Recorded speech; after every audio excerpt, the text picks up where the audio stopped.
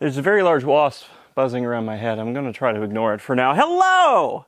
I was going to make this update just for Patreons, but I've had a lot of people asking, so I thought, why not just make it public? This is you know what this is. If you don't know what it is, get out of here. This is the WeGo, and it's dead. It has been dead for quite some time. Specifically, it has a bad battery pack. Something went catastrophically wrong with the BMS, and it allowed all of the cells to drain down well beyond their safe discharge voltage. I did drop the pack and try to revive the cells once, but it made it a mile down the road before it died again. So it's been sitting here ever since. Sans battery. The tray is over there behind me, and the cells are just all over the place. Last year I dropped the battery packs out of both of these parts codas here. Here's one of the battery packs. It's demodulated. Some of the modules out of that pack are sitting over here on this rack in front of this very disgusting door. 3 of the modules went to my mower that I upgraded to lithium using Coda battery modules. 6 of them went to Declan from Electrek Garage, and 1 of them went to a Coda down in Florida that had a weak battery cell. So I replaced one of its modules. You didn't need to know any of that. It's not relevant to what I'm about to tell you. I'm just letting you know. This is the other parts Coda battery pack. This one's larger, 36 kilowatt hours. Last year I told you what I was going to do with this is put it in my functioning Coda, which is not all that well functioning at the moment, but that's a story for another time, and then take the battery pack out of it, rip it to pieces, and use it to revive the WeGo over there. But I'm not going to do that, because these are 2 of the LFP cells I took out of the WeGo's battery tray, and this is one of the modules from the Coda's battery pack. These 2 cells stacked together represents the total height of the WeGo's battery tray. The module is taller than these 2. It won't fit. And yes, I could mutilate these Coda modules, rip them down to their individual cell level, and then reconfigure them in the battery tray, like this or this, stacked on top, whatever, so that they would work. However, that would be a stupid amount of work for one of the worst new cars sold in the past 2 decades. I'm not going to do it. This video is brought to you by Factor, and I know you all skip these immediately, so let me say this right at the beginning. Go to Factor75.com and use code AgingWheels50 at checkout for 50% off your first box. It's delicious, you won't regret it. Now, what is it? Factor is ready-to-heat meals delivered straight to your door. Factor meals are never frozen and delivered straight to your door in a refrigerated, i.e. ice-bagged box. They're always as delicious as they are easy. Pick your meal, in this case sun-dried tomato chicken. It's the tomato that's sun-dried, not the chicken. Puncture the film in 2 spots, and then pop it in the microwave for 1 minute and 59 seconds. The variety of Factor meals is staggering. I usually go for Chef's Choice, but there's also veggie, keto, and calorie-smart options as well as add-ons like smoothies, cold-pressed juices, desserts, etc.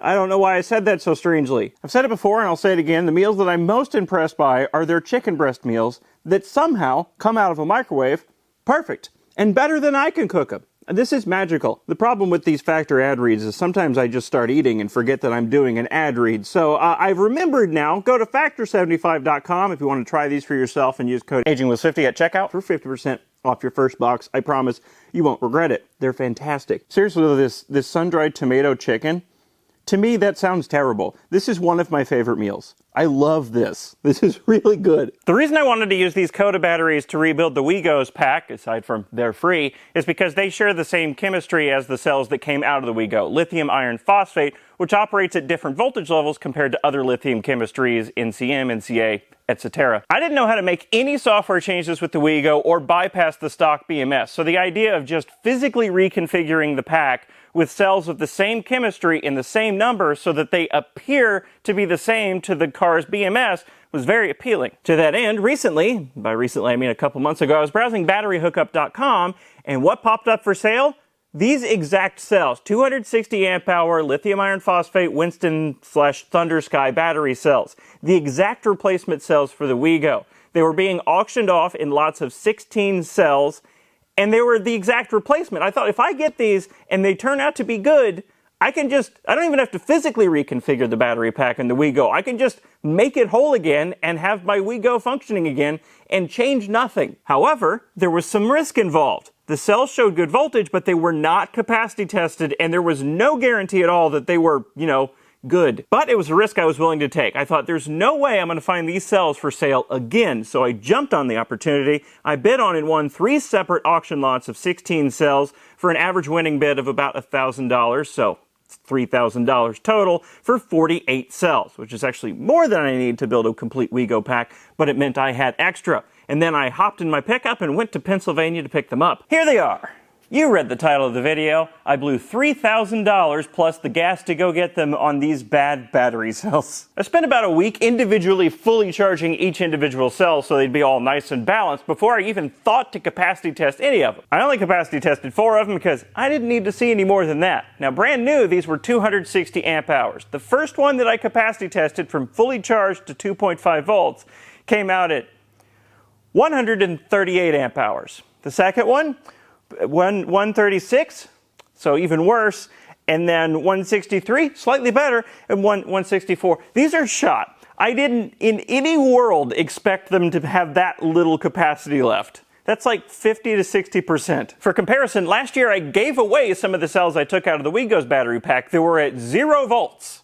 I gave them away to a guy in Illinois who has since revived them and told me that they're showing about 200 amp hours of capacity now. So I spent $3,000 on batteries that are worse than ones I gave away. I want to make it clear this is not at all Battery Hookup's fault. In fact, their website's great. When I was in Pennsylvania picking up those turned out to be crap Winston cells, I also bought these. Like a lot of these. They were a fraction of the price of new cells, but they are new cells. They have never been cycled. I capacity test them, and they actually came out higher than the rated capacity. They're going in this, which you can't see because I blurred it out. I'm not supposed to see that yet. You might be wondering, what does it matter if the cells are low capacity? Couldn't you just build the battery pack anyway and just have less range? And maybe that might be possible, but if the capacity in those cells is reduced that much, I'd be willing to bet there's a large amount of internal resistance built up in those cells. By the way, the cells, I asked them where Battery Hookup got them. They came from a gold mine. A literal gold mine in Canada. I don't know what they were used in, but gold mining equipment, apparently. But even if they are usable at reduced range, it doesn't really matter. I don't want to put a bunch of work into reassembling a battery pack with cells that I know to be bad. They're not completely useless. Even at half capacity, 48 cells is still 20 kilowatt hours worth of energy storage. So I'm going to set them aside and potentially use them for a solar setup in the future. But I'm not going to be using them in the Wego. But I'm not giving up on the Wego. Although, realistically, I definitely should. It's a pile of garbage. I've been talking to a guy down in Texas with a couple of Wegos of his own. And he has the diagnostic equipment. He can program them. And he's been playing around with his Wegos. One of them, he has ripped out the old crappy batteries out of it and replaced them with Model S battery modules. He just bypassed the onboard BMS, uses his own state of charge readout, and he has everything working fine. In his words, using the stock... There's that wasp again. Using the stock BMS is suicide. It will kill the battery cells, which it did for mine. And I knew that beforehand, but I didn't know how to bypass it. I thought I was just stuck with it. Well, he figured out how to bypass it. Turned out it was incredibly simple, and I'm kind of upset that I didn't even think of it. And that opens up a whole world of possibilities. With the stock BMS bypassed, I can use my own BMS and my own chargers and build the battery pack out of whatever the heck battery chemistry I want to. I could use Tesla modules, or I could use anything I want to. I don't have a fly swatter in here. And I asked this guy, if you bypass the BMS, doesn't that make some of the instruments stop working?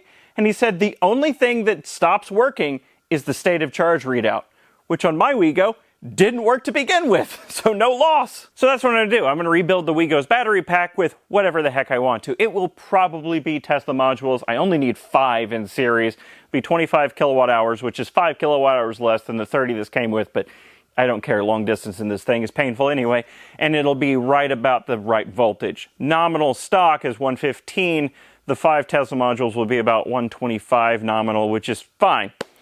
And I'll do that at some point. I don't know when, though. The reason I'm not working on it right now, or even before the end of the year, is because it requires a lift, and currently this thing is occupying my lift.